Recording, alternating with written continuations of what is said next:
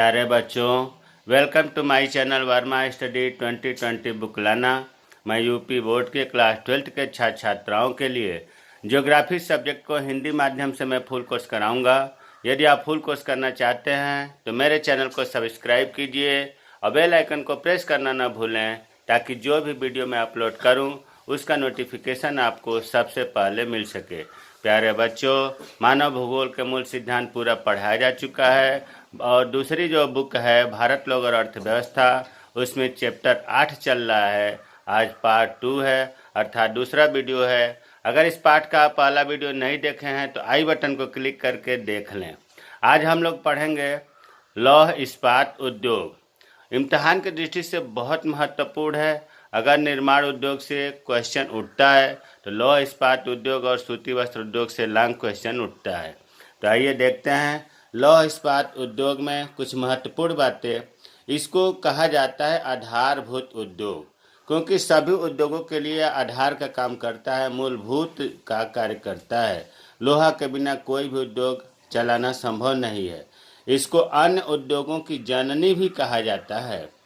एक और इसका नाम है के इंडस्ट्री, मतलब सभी उद्योगों की चाबी। के इंडस्ट्री भी लौह इस्पात उद्योग को कहा जाता है।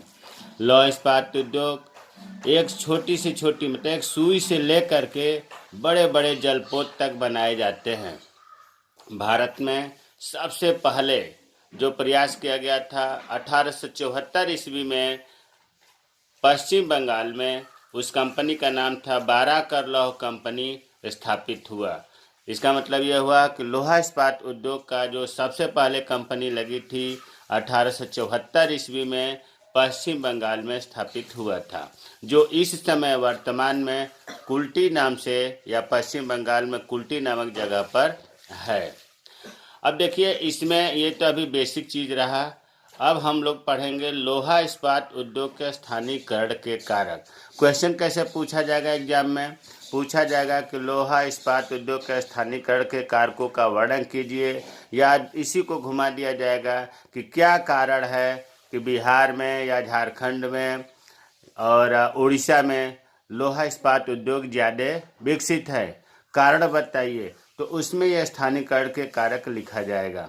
प्यारे बच्चों, स्थानीयकरण के कारक में जो पहला है लौह अयस्क एवं कोयले की एक दूसरे के निकट प्राप्ति। पहले तो ये जानिए लौह अयस्क।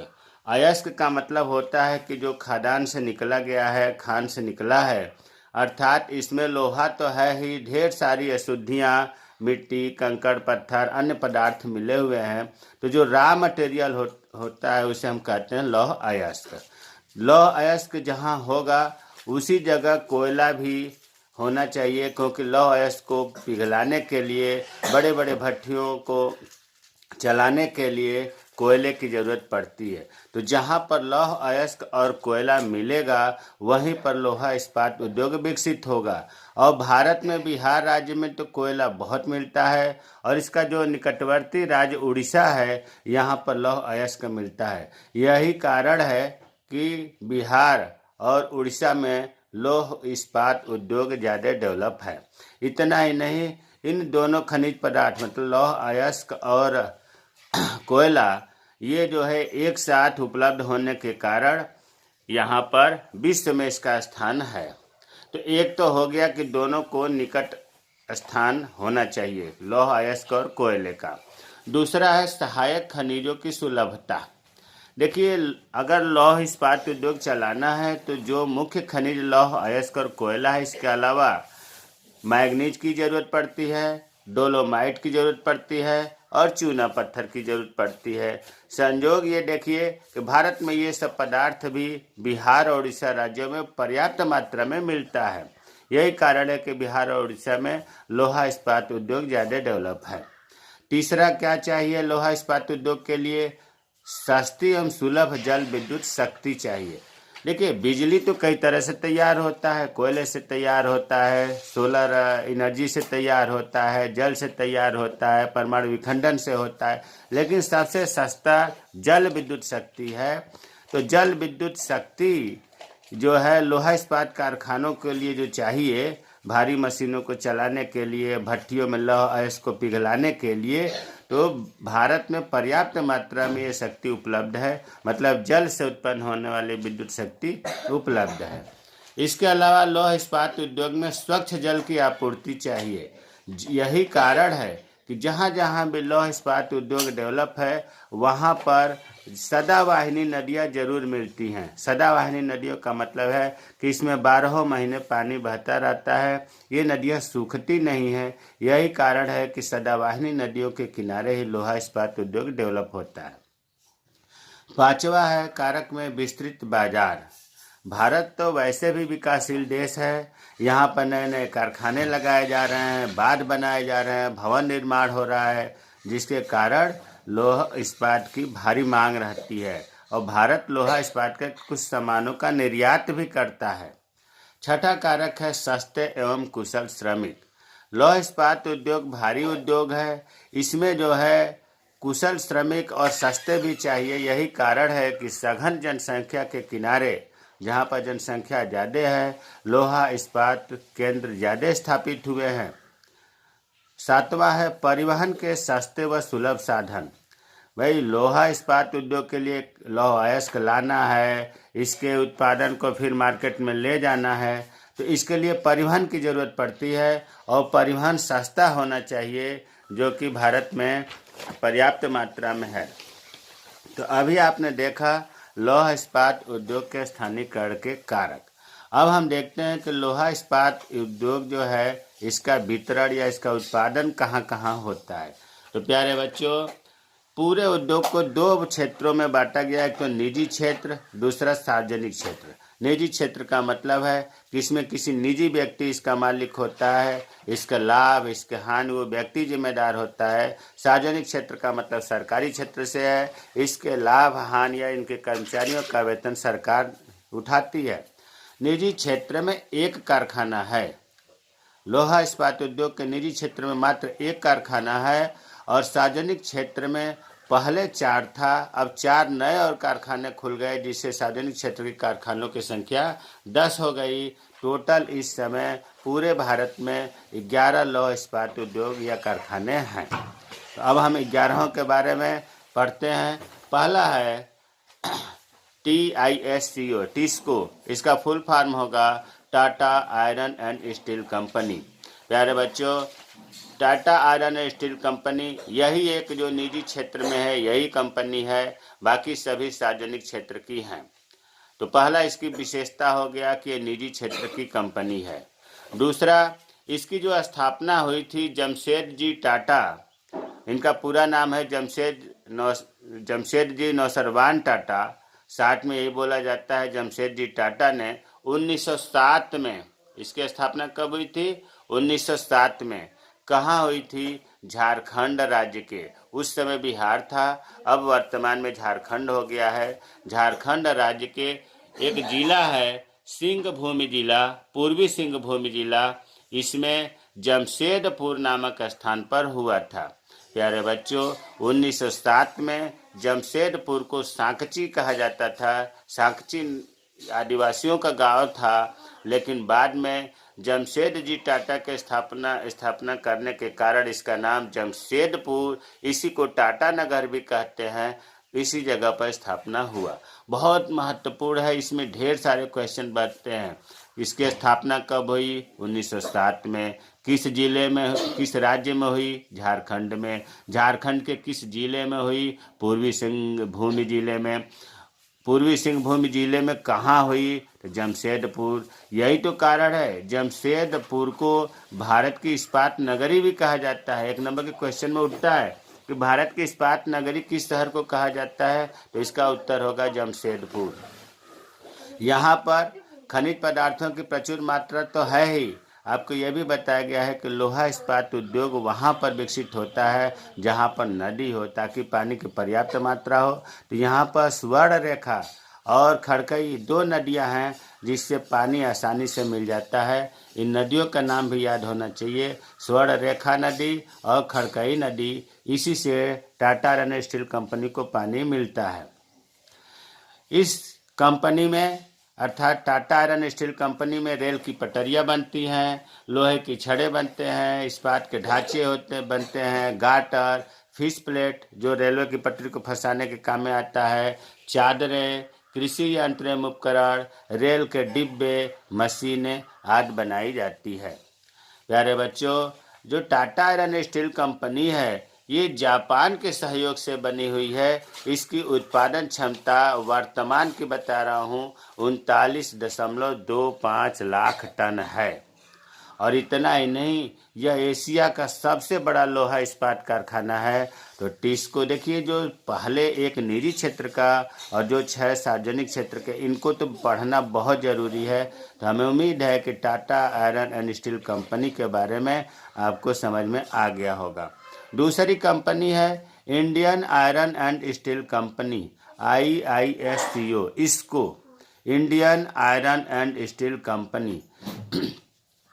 इस कंपनी के 3 कारखाने हैं। प्यारे बच्चों, तीनों कारखाने पश्चिम बंगाल में है। पश्चिम बंगाल में एक बर्नपुर जगह है, वहाँ पर है, दूसरा कुल्टी में है और तीसरा हीरापुर में है। बर्नपुर में इस्पात तैयार होता है। देखिए, इस्पात हो सकता है, इस्पात आपको नया चीज़, इस्पात का मतलब यहाँ स्टील से है, इसकी अंग्रेजी स्टील होती है जो हर घरों में छाया हुआ है। तो बर्नपुर में इस्पात तैयार होता है, कुल्टी में इस्पात पिंड तैयार होता है। इस्पात पिंड का मतलब होता है कि बहुत बड़े बड़े टुकड़े, अर्थात इनसे काट करके बाद में नई चीज़ें बनाई जाती हैं, तो उसे इस्पात पिंड कहते हैं। और हीरापुर में ढलवा लोहा तैयार होता है। ढलवा लोहा ऐसा लोहा है जिसको अगर हम हथौड़े से पीटे तो ये फैलता नहीं है, बढ़ता नहीं है, बल्कि टूट जाता है, चूर चूर हो जाता है। जैसे मान लीजिए चारा काटने वाली मशीन का पहिया है, अगर उसे आप फैलाएंगे तो टूट जाएगा। हैंडपंप जिसे नल है, ये ढलवा लोहे का बना होता है। तो ये बहुत महत्वपूर्ण है कि जो इंडियन आयरन स्टील कंपनी की 3 कारखाने हैं, एक बर्नपुर में है जहां इस्पात बनता है, दूसरा कुल्टी में है जो इस्पात पिंड तैयार करता है, तीसरा हीरापुर में है जो ढलवा लोहा तैयार करता है। 1952 में ये जो तीनों कारखाने हैं, इन तीनों कारखानों को मिला करके एक नाम दिया गया जिसे इंडियन आयरन स्टील कंपनी कहा जाता है। इस कंपनी का मुख्य कार्यालय कोलकाता में है। भाई, पश्चिम बंगाल में तीनों कंपनी है तो पश्चिम बंगाल की ही तो राजधानी कोलकाता है। और यहाँ एक चीज़ और बता दूँ, पश्चिम बंगाल में हुगली नदी बहती है, यहाँ से इस कंपनी को पानी मिलता है। इस कारखाने का मतलब Indian iron and steel company में ढलवा लोहा, छड़े, नल तथा रेलवे स्लीपर आदि तैयार किए जाते हैं। इन तीनों को मिलाकर के उत्पादन क्षमता जो है 13 लाख टन ढलवा लोहा का और 10 लाख टन इस्पात का प्रतिवर्ष तैयार करने की इनकी क्षमता है। तो अभी तक आपने 2 कंपनियों के बारे में पढ़ा। एक पढ़ा जो निजी क्षेत्र की है Tata iron and steel company, और दूसरा आपने पढ़ा Indian iron and steel company. और तीसरी कंपनी है Visvesvaraya iron and steel works, short में बोलते हैं VISW, Visvesvaraya iron and steel works. ये 1923 में इसकी स्थापना हुई थी। देखिए, अभी तक आपने दोनों पढ़ा, तीनों पढ़ा, ये सब स्वतंत्रता प्राप्ति से पहले स्थापना हो चुकी है। 1923 में विश्वेश्वरैया आयरन स्टील कंपनी की स्थापना हुई। कहाँ हुई? कर्नाटक राज्य में एक जिला है शिमोगा जिला, वहाँ पर भद्रावती नामक स्थान पर इस कारखाने की स्थापना हुई। भद्रावती इसलिए नाम पड़ा क्योंकि वहाँ पर भद्रा नदी बहती है और इसी भद्रा नदी से इस कंपनी को पानी मिलता है। यहाँ कोयले का अभाव है, बहुत महत्वपूर्ण क्वेश्चन है।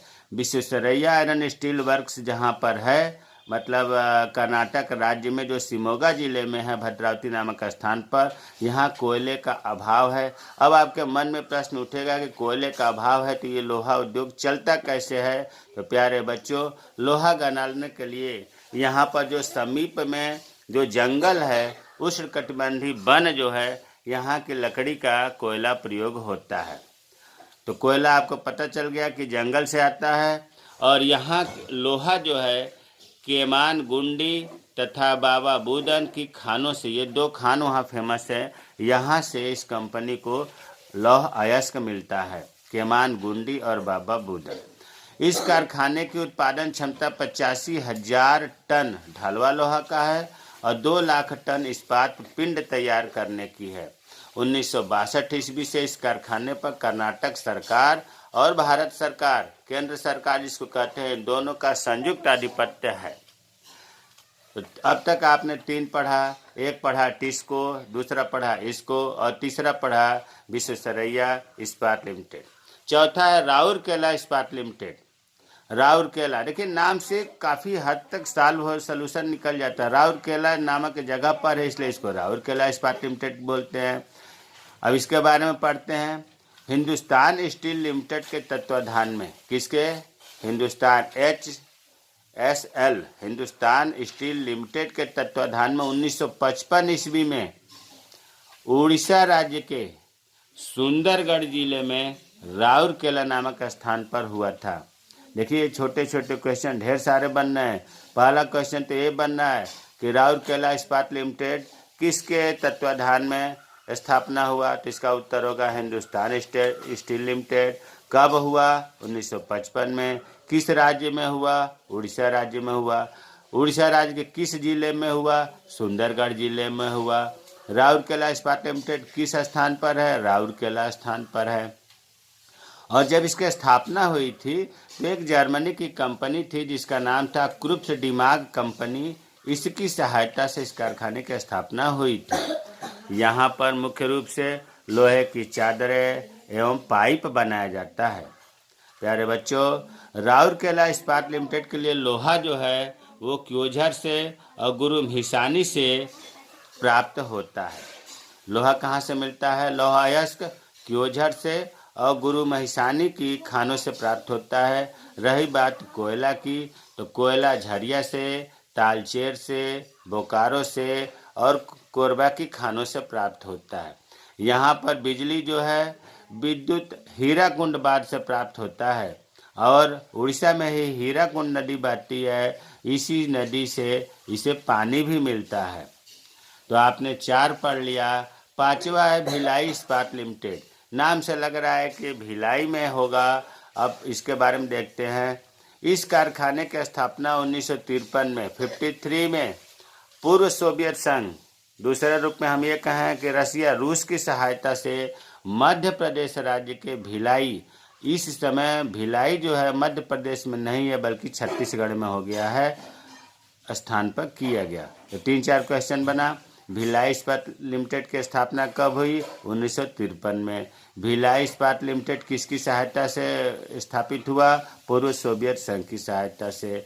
भिलाई इस्पात लिमिटेड कहाँ है? छत्तीसगढ़ प्रदेश में भिलाई नामक स्थान पर है। इस कारखाने पर भी हिंदुस्तान स्टील लिमिटेड का अधिकार है। यहाँ क्या क्या तैयार होता है? लोहे की छड़ें, रेल की पटरियाँ, इस्पात के ढांचे बनाए जाते हैं।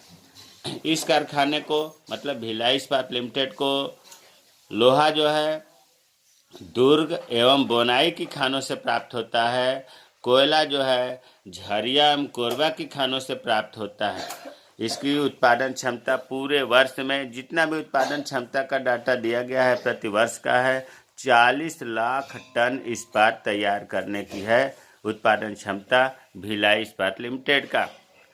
छठा है दुर्गापुर इस्पात लिमिटेड। यह भी हिंदुस्तान स्टील लिमिटेड के तत्वाधान में इसकी स्थापना हुई।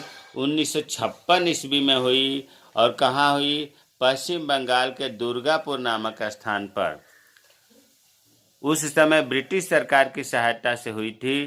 तो इसमें महत्वपूर्ण बात यह है कि पश्चिम बंगाल के दुर्गापुर नामक स्थान पर दुर्गापुर इस्पात लिमिटेड की स्थापना हुई थी और 1956 में हुई थी। यहाँ भी रेल के पहिए बनते हैं, पटरिया, ब्लेड आदि बनाए जाते हैं। इसकी उत्पादन क्षमता कितनी है? 16 लाख टन इस्पात पिंड बनाने की है। और इस कारखाने को लोहा नोवा मुंडी एवं गुआ की खानों से मिलता है। कोयला झरिया एवं रानीगंज की खानों से प्राप्त होता है। 7वां है बोकारो इस्पात लिमिटेड। इसकी स्थापना 1964 ईस्वी में हुई थी।